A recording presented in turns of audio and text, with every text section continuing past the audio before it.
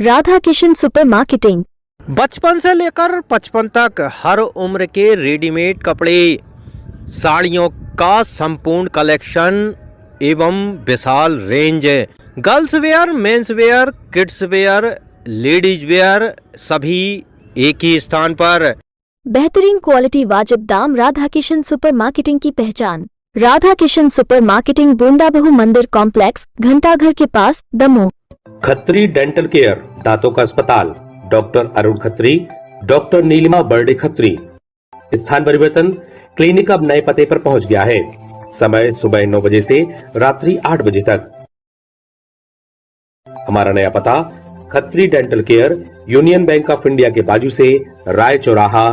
दमोह में एक अनोखा मामला सामने आया जब बेटे के माता पिता उसके क्रियाकर्म के लिए पुलिस से उसकी अस्थियां मांग रहे हैं, लेकिन पुलिस उन्हें अस्थियां नहीं दे रही। अस्थियां मांगने की प्रक्रिया को 2 महीने से ज़्यादा का वक्त हो गया है और एक पिता अपने बेटे का अंतिम संस्कार तक न कर पाने के लिए मजबूर है। अस्थियां न देने की वजह मृतक बच्चे और माता पिता का डीएनए मैच ना कर पाना है। दरअसल दमोह जिले के पथरिया थाने के तहत आने वाले पिपरिया छक्का गांव में रहने वाले बड़े किसान लक्ष्मण पटेल का इकलौता बेटा जयराम पटेल 10वीं कक्षा का विद्यार्थी था और दमोह के सेंट जॉन्स स्कूल में पढ़ता था। बीते 19 मार्च को जयराम अपने गांव पिपरिया में था और अचानक गायब हो गया। परिवार के लोगों ने तलाश की लेकिन बच्चा नहीं मिला। पथरिया पुलिस थाने में रिपोर्ट दर्ज कराई गई। पुलिस तलाश में जुटी थी और पीड़ित परिवार ने जिले भर में पोस्टर लगाकर पता लगाने वाले को 5 लाख का इनाम देने की घोषणा भी की थी, लेकिन ये सब काम नहीं आया।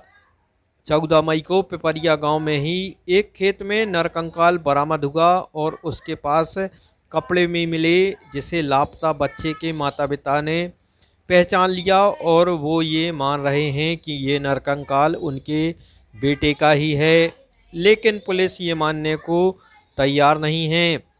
पीड़ित परिवार का आरोप है कि उनके परिवार में ही ज़मीन को लेकर विवाद है और उनके अपनों ने ही इकलौते बेटे को मौत के घाट उतारा है। जी, वो हमारे बच्चा का नाम जयराज है तो और कक्षा 10वीं में पढ़ रहा था सेंट जॉन स्कूल में।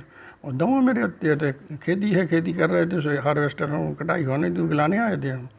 तो वहाँ हार है पहली बार गई थी, तो उसके बाद में वो जैसे घरे आओ लो अभी गिलाने, तो इतिहास उन्हें खाना न खाओ तो गाड़ी गाड़ी सीखा था स्प्लेंडर। फिर इसके बाद पता नहीं कहाँ चलोगा, फिर गुम होगा, गिलान ठोगा, गाँव वाला ढूंढो, सब ना ढूंढो, लेकिन कहूँ पे नहीं मिलोगा।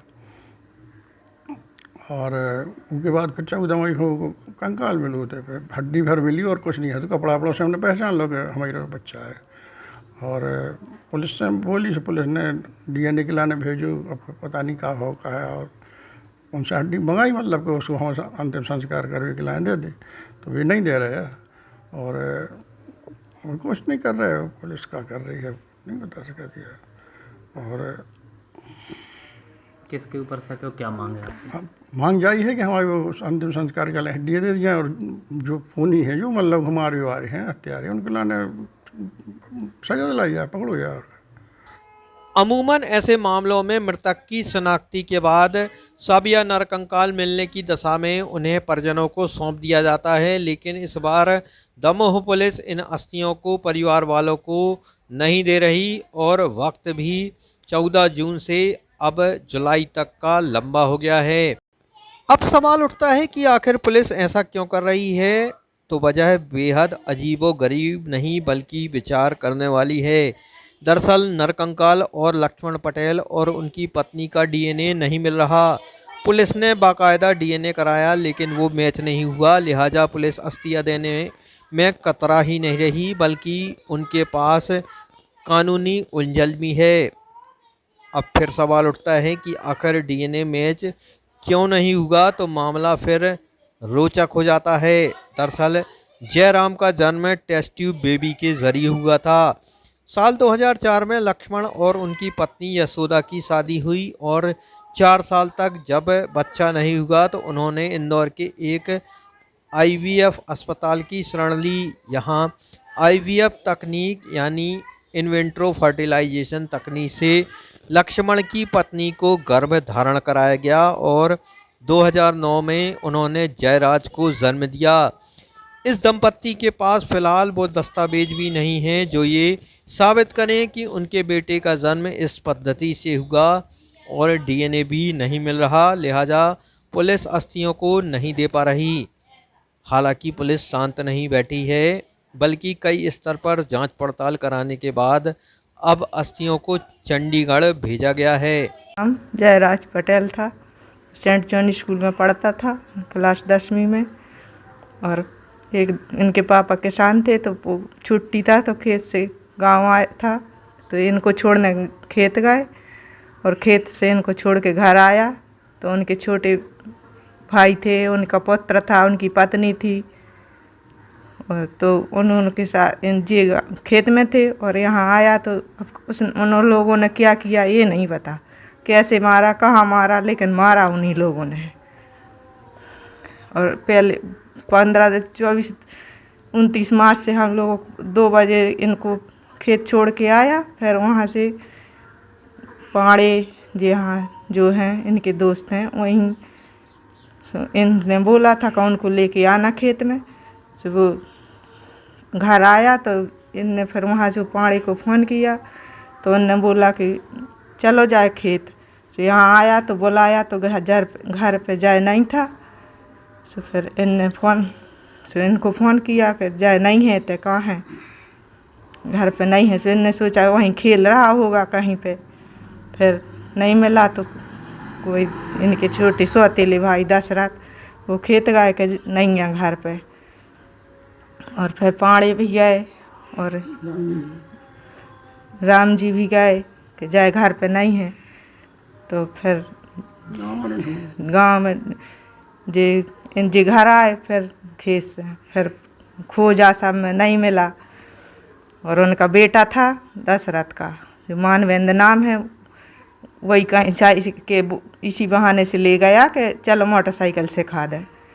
और फिर नहीं है पता उसने क्या किया, कहाँ का क्या किया। हम लोग खोज रहे फिर शाम को जे हम दमोह में थे जे यहाँ से फिर रिपोर्ट लिखाने गए पथरिया थाना। फिर वहाँ पे उनने फिर दूसरे दिन पुलिस आई तो छानबीन की, फिर नहीं मिला। फिर 14 अप्रैल को उसके 14 मई को उसके दशरथ के खेत में उसी के कंगाल में ले जयराज के, जो हम लोगों ने कपड़ों से पहचान लिए कि हमारे पुत्र का पैंट है और उसी की टी-शर्ट है, बेल्ट है, रूमाल है, सब कुछ उसी का है। उसी से हम लोगों ने उसको पहचाना है। लेकिन पुलिस ने कहा डीएनए करवाओ उससे, वो नहीं मिला तो उसको वो पुलिस अभी दे नहीं रही के, जबकि हम लोग पहचान गए कि जी कपड़े हैं और हम लोगों के पास उसकी फ़ोटो है और उस वही कपड़ा पहने हैं फ़ोटो में सब। और फ़ोटो भी भेज दी पुलिस को, एसपी को भी सब। लेकिन अभी न पुलिस ने कुछ कार्रवाई कर रही गुनहगारों के ऊपर न। अब हम लोगों के बच्चे की वो कंगाल दिए जिससे हम उसका अंतिम संस्कार कर सकें। हम लोग यशोदा पटेल, हम लोग चाहते हैं कि हमारे बच्चे के सब मिल जाए हम लोगों को कंगाल, और हम गुनहगार को कड़ी से कड़ी सजा मिले। और इनके सौतेले भाई ने ही मार और उसके बेटे और पत्नी सब शामिल है उसमें। क्यों नहीं दे रही पुलिस, क्या कह रही? पुलिस बोल रही कि आपका डीएनए नहीं मिला। हम लोगों ने इंदौर से हॉस्पिटल से सैफ अली जान के यहाँ इलाज करवाया था, तो अब ये नहीं कि उन लोगों ने रिपोर्ट बदल दी कि क्या हुआ है। अब ये नहीं हम कह सकते कि मिला नहीं है कि रिपोर्ट बदल दी उन लोगों ने, बदलवा दी पैसे ऐसे दे के, कुछ भी नहीं हम ये नहीं बता सकते यहाँ कि क्या हुआ है। क्या लगता है क्यों उन लोगों ने मारा, वो क्या कारण हो सकता है? वो इनका 4 साल से ज़मीनी विवाद चल रहा था। उनको हम लोगों का मकान चाहिए था जायका, और ये मकान भी चाहिए था और इनकी प्रॉपर्टी चाहिए थी। इनके पास पहले बच्चे नहीं थे तो वो लोग सोच रहे थे कि हम इनका काम करते थे सौतेले भाई हैं, तो जे इनको घर पे रखे थे कि तुम लोग काम करो, हम अपने बच्चा पढ़ाते। अब उनने काम छोड़ दिया, अब कह रहा है हमें तुम्हारी पूरी प्रॉपर्टी दो आदि। नहीं दी तो उनने इनको धमकी देते थे, पहले ही से देते थे 4 साल से कि हम तुम्हारा भंगी खाएंगे, तुम्हारा कुछ भी उल्टे सीधे बोलते थे। और ये सोचते रहे कि मारेंगे तो हमको मारेंगे सामने से, लेकिन बच्चा अकेले पाके उनने बच्चे को मार दिया घर में। जे खेत में थे वो बच्चा अकेला था घर में, बच्चे को गाड़ी के बहाने से ले गया या घर पे मारा, ये कुछ नहीं हम बता सकते, लेकिन मारा उन्हीं ने है, ये तो हम कह रहे हैं। नहीं, वो जिस दिन बेटा गुमा था उसके अगले दिन से ही पुलिस ने इस मामले में, जैसे ही पुलिस के पास अपराध कायम हुआ था, उसमें 363 का अपराध कायम है, तो उसी दिन से पुलिस लगातार प्रयास कर रही है और लगातार उसमें साइंटिफिक इन्वेस्टिगेशन हो रही है। तत्काल हमने एफएसएल की टीम भेजी थी, पुलिस डॉग भेजा था, एफएसएल सागर से टीम 2 बार वहाँ जांच कर चुकी है। दुर्भाग्यवश अभी तक बालक का पता नहीं चल सका है। इसी दौरान कुछ घटना के लगभग 1-1.5 माह बाद जो है एक उन्हीं के भाई के खेत में कुछ अस्थि अवशेष मिलने की जानकारी प्राप्त हुई। तो जो अस्थि अवशेष मिले, अस्थि अवशेष का जो आज की तारीख में अस्थि अवशेष किसका है जांचने का सबसे आधुनिकतम और प्रमाणिक तरीका यह है कि डीएनए टेस्टिंग कराई जाए। तो डीएनए टेस्टिंग कराई गई तो डीएनए टेस्टिंग की रिपोर्ट निगेटिव आई। बाद में ये पता चला कि बालक जो है आईवीएफ तकनीकी से जन्म हुआ था। तो हमने इस संदर्भ में जहाँ से इन्होंने आईवीएफ कराया था वहाँ हमने जांच किया, तो वहाँ पे भी चूँकि इनके पास कोई दस्तावेज आईवीएफ से संबंधित नहीं था, तो इसलिए कोई ऐसा तथ्य वहाँ से नहीं मिल पाया कि आईवीएफ तकनीक में जो उसके जैविक माता पिता थे वो कौन थे, ये सब चीज़ें पता नहीं चल पाई।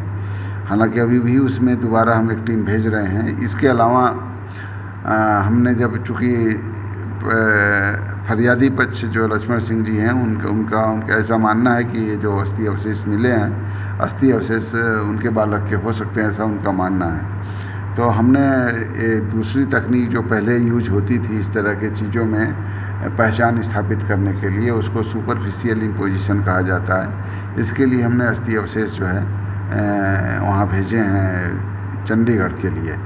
जैसे ही वहाँ से रिपोर्ट आएगी हम इसमें आगे की कार्रवाई करेंगे और हम लगातार इस मामले में संवेदनशील बने हुए हैं और संवेदनशीलता से हम थाना पुलिस या एसडीओपी हटा लगातार इसमें लगे हुए हैं और जो भी फैक्ट होगा हम उसमें तदनुसार रिपोर्ट के अनुसार कार्रवाई करेंगे। परिजनों का कहना है कि सर इसमें जो कपड़े उन्होंने प्रस्तुत किए हैं उसमें बालक वही कपड़े पहने, ऐसा उनका कहना है, लेकिन एक बार पहचान स्थापित होना बहुत ज़रूरी है।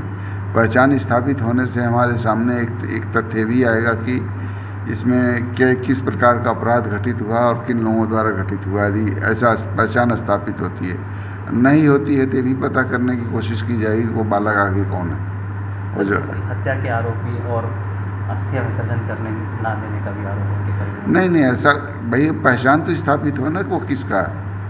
हमें कोई पहचान स्थापित होगी तो अस्थि अवशेष प्रदान करने में कोई तकलीफ नहीं है, कोई परेशानी नहीं है। सर उनके परिजनों के द्वारा